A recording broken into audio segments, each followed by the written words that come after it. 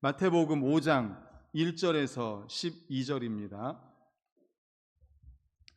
우리 다 같이 읽겠습니다. 12절까지 시작. 예수께서 무리를 보시고 산에 올라가 앉으시니 제자들이 나온지라.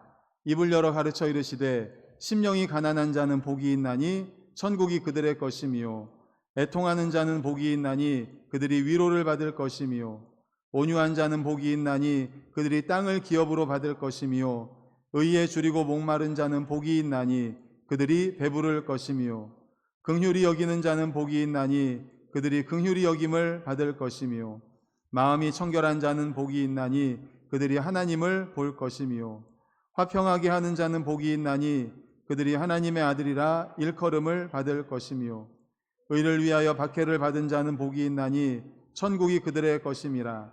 나로 말미암아 너희를 욕하고 박해하고 거짓으로 너희를 거슬러 모든 악한 말을 할 때에는 너희에게 복이 있나니 기뻐하고 즐거워하라. 하늘에서 너희의 상이 큼이라. 너희 전에 있던 선지자들도 이같이 박해하였느니라. 아멘. 할렐루야. 아멘. 우리 주변에 계신 분들과 할렐루야 전도합시다 하고 인사하겠습니다. 할렐루야 전도합시다. 할렐루야 전도합시다. 할렐루야 전도합시다. 할렐루야 전도합시다. 네, 오늘은 마태복음 5장 1절에서 12절을 본문으로 참된 행복이라는 제목의 말씀으로 함께 은혜를 나누고자 합니다. 유대인의 탈무드에 이런 이야기가 나옵니다. 어떤 사업가가 행복을 찾아서 열심히 부지런히 일을 했습니다. 그래서 돈도 많이 벌었고 또 명예도 많이 얻었고 높은 지위에도 올라갔습니다. 그런데 행복감을 느끼지 못하다가 어느 날 중병에 걸려 그만 눕게 되었습니다. 자녀들은 아버지의 병을 치유하고자 열심히 노력했지만 병은 고쳐지지 않고 계속 악화만 되어갔습니다. 그래서 이 자녀들이 아버지에게 어떤 행복감을 좀 느끼게 해줄 수 있을까 하고 고민하다가 랍비를 찾아갑니다. 랍비에게 물었습니다. 어떻게 하면 아버지에게 행복감을 느끼게 해줄 수 있을까요? 그랬더니 랍비가 이렇게 말합니다. 주변에서 이제 찾아서 어떤 사람을 찾는가 하면 나는 정말 행복합니다. 나는 너무너무 행복하고 감사하면서 생활하고 있습니다 라고 고백하고 그렇게 말하는 사람을 찾아가서 그분의 외투를 빌려다가 아버지에게 덮어주십시오 이렇게 얘기를 했습니다. 그래서 이 자녀들이 이곳저곳을 다니면서 많은 사람들을 찾아다녔습니다. 정말 자신은 행복하다고, 나는 누구에게도 행복하다고 말할 수 있고 행복하다고 고백하는 그런 사람을 찾아다녔지만 찾을 수가 없었습니다.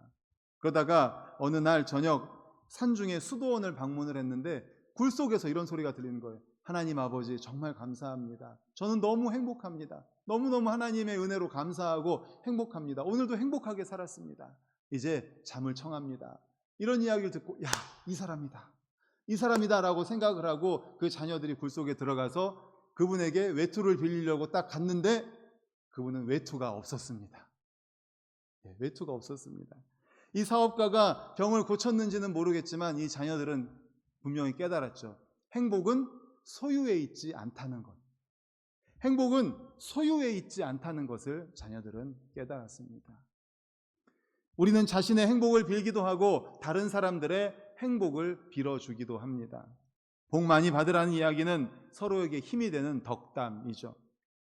그런데 과연 진정한 행복이 무엇인지, 참된 행복이 무엇인지, 그 행복의 본질이 무엇인지를 어느 누구도 속 시원하게 대답해 줄 수 있는 이는 없는 것 같습니다.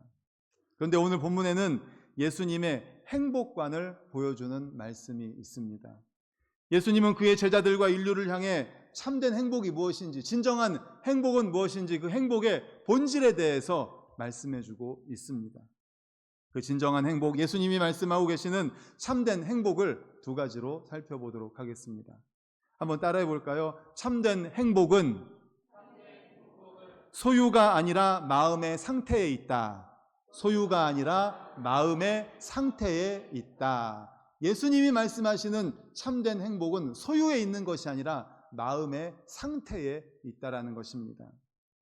미국의 유명한 심리학 전문지인 사이콜로지 투데이에서 행복에 관한 주제로 많은 설문을 돌렸습니다. 정말 많은 사람들, 각계각층, 나이, 연령 관계없이 많은 사람들에게 설문지를 돌려서 그 설문지를 받았습니다. 그리고 설문을 토대로 해서 논문을 발표했습니다. 논문의 결과는 아주 단순합니다. 행복과 이 땅의 삶의 조건은 아무런 상관이 없다. 설문을 토대로 해서 발표한 논문의 주제, 너무 단순하죠? 간단하죠? 행복과 이 땅의 삶의 조건은 아무런 상관이 없다입니다. 경제적으로 압박을 받는 사람들은 돈이 모든 문제를 해결해 줄 것이라고 생각합니다. 그래서 그들의 소원은 복권이나 로또에 당첨이 되는 것입니다. 그러나 막상 그들이 원하는 돈을 손에 쥐게 되었을 때 그들이 행복했을까요? 설문에 응답한 수많은 사람들은 그렇지 않았다고 대답을 했습니다. 돈이 많은 사람들도 내면 깊은 곳에 불안함, 허전함, 허무함, 공허함이 있다라는 거예요. 삶의 고통이 있다고 대답을 했습니다. 또한 전국에서 실시된 이 조사를 통해 지리적인 조건도 행복과는 무관하다는 결론을 얻을 수가 있었습니다. 어디에 사는가가 행복의 조건이 아니라는 거죠. 쾌락도 마찬가지입니다. 사람들은 쾌락을 얻기 위해서 오락을 즐깁니다. 심지어 마약까지 합니다. 그러나 그들의 삶이 행복하지 않다는 것을 우리는 너무도 잘 알고 있습니다. 유명한 시인인 로버트 번스는 쾌락을 이렇게 표현했습니다. 강물에 떨어지는 눈송이. 눈송이가 떨어지잖아요. 겨울이 되면 눈이 떨어지지 않습니까? 그러면 강물에 떨어지면 어떻게 돼요? 다 녹아버리죠. 금방 녹아버리잖아요. 쾌락이라는 건 그런 겁니다. 강물에 떨어지는 눈송이. 쾌락이 내 인생에 즐거움과 행복을 줄 것 같지만 그것은 거짓말입니다. 순간에 쾌락이 지나고 나면 또 다른 갈증이 내 안에 남게 됩니다.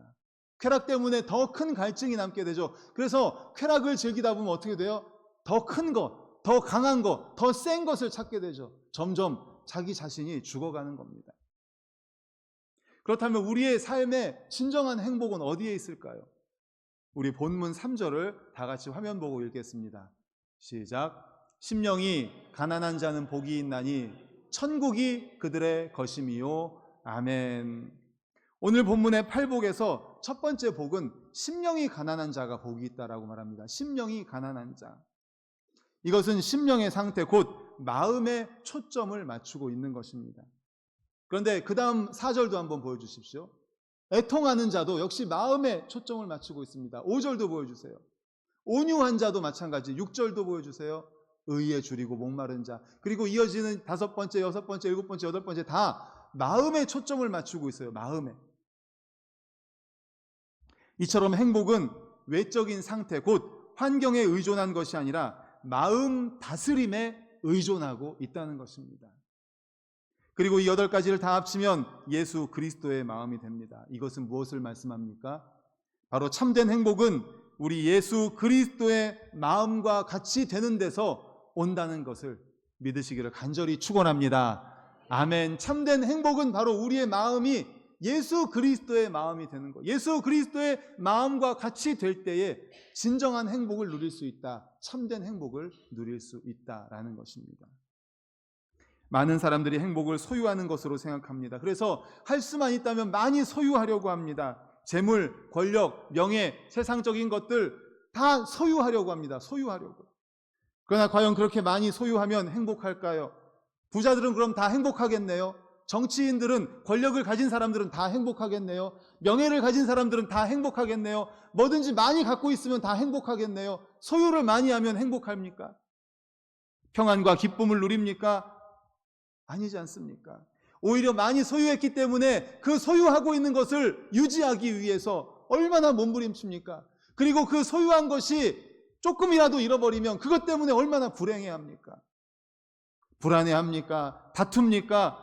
그것들이 실상 아닙니까? 그것들을 유지하기 위해서, 그리고 더 많이 가지려고 하기 위해서 소유하는 것으로는 진정 행복을 누릴 수가 없습니다. 소유함으로 행복해지려는 것은 행복의 가치, 행복의 본질을 모르는 자들의 어리석음입니다. 행복은 결코 소유에 있지 않습니다. 행복은 마음에 있습니다. 그러므로 우리가 진정한 행복을 누리기 원한다면 삶의 모습이 달라져야 합니다. 더 이상 무엇을 소유하기 위해서 인생을 보내지 마십시오. 인생을 허비하지 마십시오. 소유로 얻어지는 복은 얼마 동안 우리를 편리하게는 할 수 있습니다. 하지만 우리를 행복하게 하지는 못합니다. 예수님은 행복은 마음에 있는 것이지 외적 환경에 있는 것이 아님을 거듭 우리에게 가르치고 있음을 기억하시기를 간절히 축원합니다. 아멘. 크리스천 작가 이철환이라는 분이 쓴 곰보빵이라는 책이 있습니다. 거기에 보면 행복한 하루라는 글이 있습니다. 우리가 행복한 하루 한번 지금 생각해 보세요. 나는 언제가 행복했는지, 나는 이때가 행복한 하루였습니다, 그날 나는 행복했습니다 라고 했을 때 잘 기억이 안 떠오릅니다. 그런데 반대로 불행한 하루, 그런 날은 굉장히 기억이 잘 나요. 예를 들어서 어떤 사고가 났었던 날, 또는 시험에 떨어진 날, 또는 사업이 부도가 난 날, 실직한 날, 실현한 날, 이런 것들은 쉽게 떠오릅니다. 잊어버리고 싶어요. 그런 것들은 잊어버리고 싶고 행복했던 나날들만 기억하고 싶은데 이상하게 우리 사람들은요, 좋았던 거, 행복했던 거, 은혜, 감사, 이런 건 너무 잘 잃어버립니다.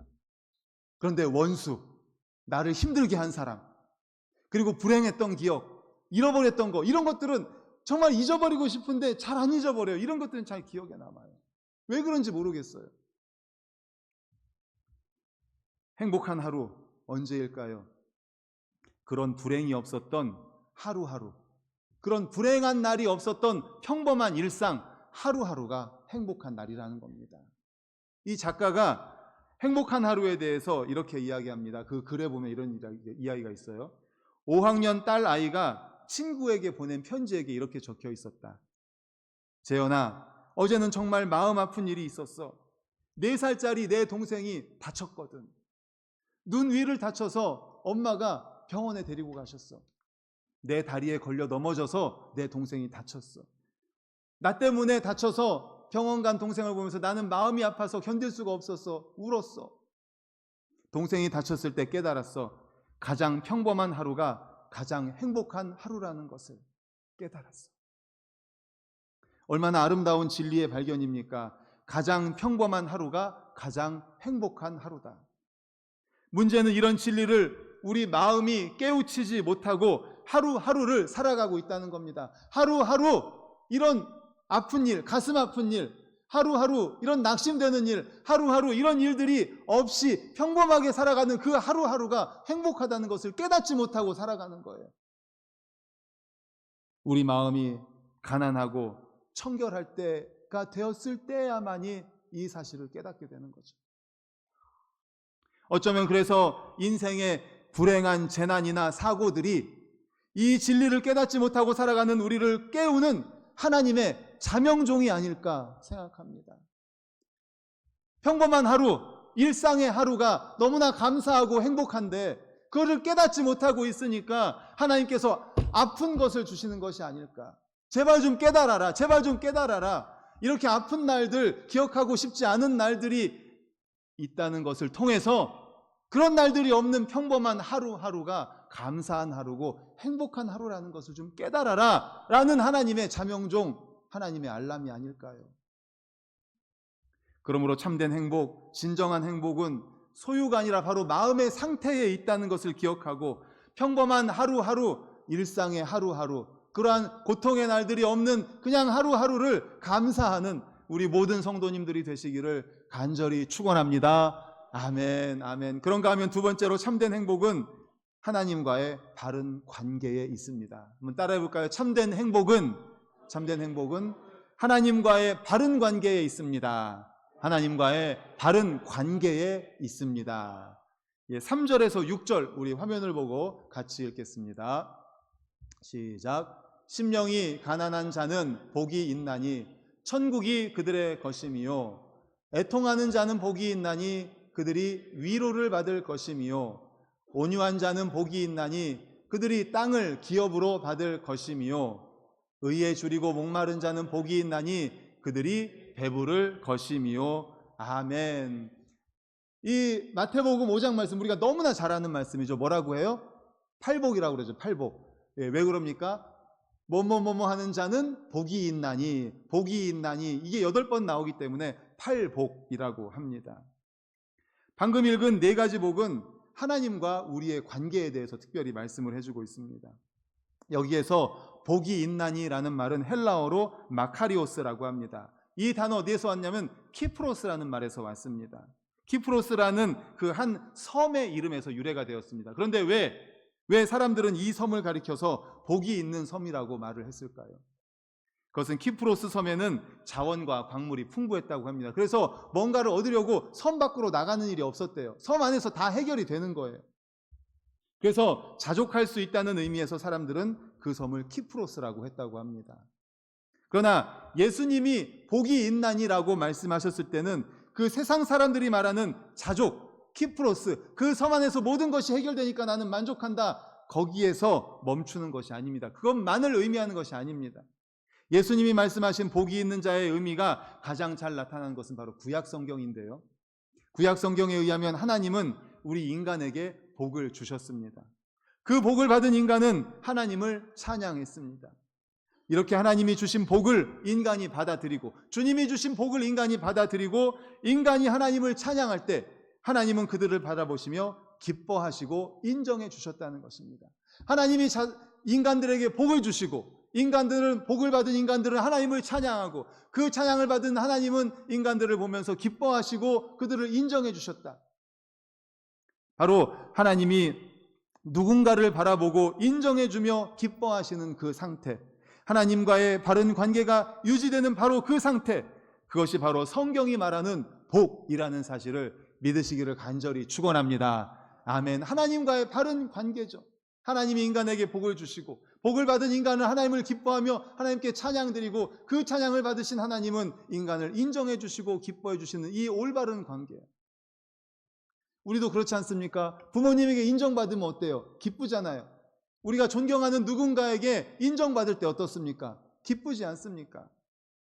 하물며 하나님이 우리의 삶을 바라보고 인정해 주신다면 얼마나 기쁘겠습니까?